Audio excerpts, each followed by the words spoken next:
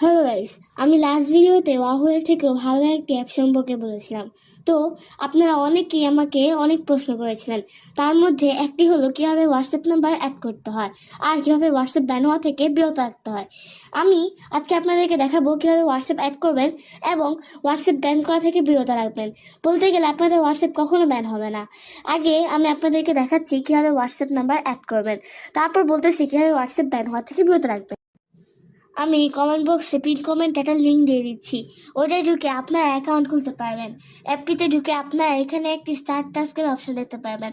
ওটা ক্লিক করার পর আপনাদের নাম্বার দেওয়ার অপশন পাবেন, ওইখানে আপনার নাম্বার দিবেন। আপনারা কিন্তু নাম্বার দেওয়ার সময় 1 থেকে শুরু করবেন।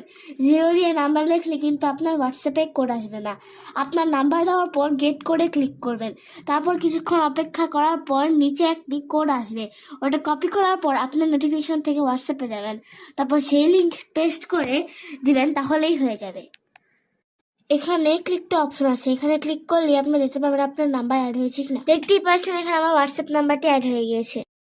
এখন আমি আপনাদের বলবো কিভাবে হোয়াটসঅ্যাপ ব্যান হওয়া থেকে বিরত রাখবেন।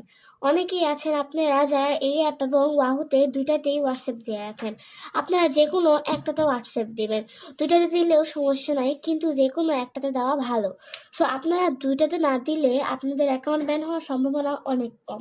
আপনাদের যদি অন্য কোনো প্রশ্ন থেকে থাকে তাহলে ভিডিওতে কমেন্ট করেন, আমি চেষ্টা করবো সবার কমেন্টে রিপ্লাই দেওয়ার। আজকের ভিডিও এই পর্যন্তই। আল্লাহ হাফেজ।